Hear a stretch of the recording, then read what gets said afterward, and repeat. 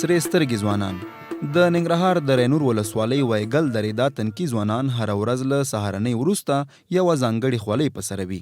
د نجار د پنسل په څیر د غوږونو د پاسه ګلټومبي او خپلې سترګې سرې کوي.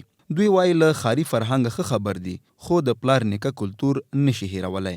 تقریبا 14 15 اتلس تر 15 پورې یعنی ځواني په دوره کې اوسي هغه یعنی ګلان او سترګې سرې کوي او یا تورۍ یا پکول دي. دا زموږ رواجونه دي چې یعنی زموږ یعنی نیکونه موږ ته پاتې دي او موږ تر اوسه پورې دا نیولې. زموږ د رینور خلک وایګل کې دي ځوانان پکول هم په سرۍ کم چې ځوانان او ګلان هم ږدي سترګې هم تورۍ ځوانۍ وخت کې 15 شلو کاله پورې.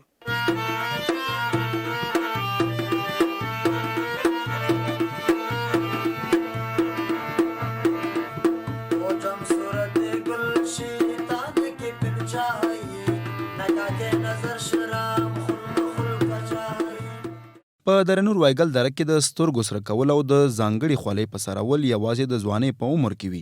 د یادې خولۍ جوړښت یې بېله بڼه لري. دا چې د دې خولۍ لپاره دوی ټوټه یا تکه له کومه کوي په اړه یې د همدې سیمې د یو ځوان له خولې اورو.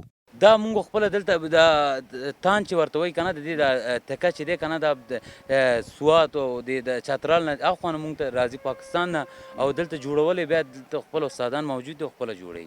د رینور د ننګرهار یو له هغو ولسوالیو څخه ده چې له مرکز جلال آباد سربیره د هیواد له مختلفو سیمو خلک ورته د میلې او تفریح لپاره راځي.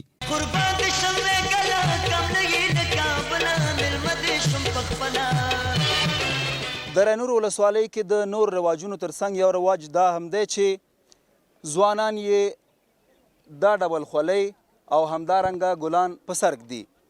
وایي دا رواجونه ورته له نیکونو پاتې دي او هغه کسان دغه خولۍ او ګلان په سر کوي چې عمرونه یې له 15 کلونو واوړي. خو کله چې 20 کلنۍ ته ورسیږي بیا دا خولۍ او دا ګل په سر نه وي بلکې ساده پکول په سر کوي. هدایت شاه هدایت، انعکاس رادیو ټلویزیون، د رینور ولسوالي.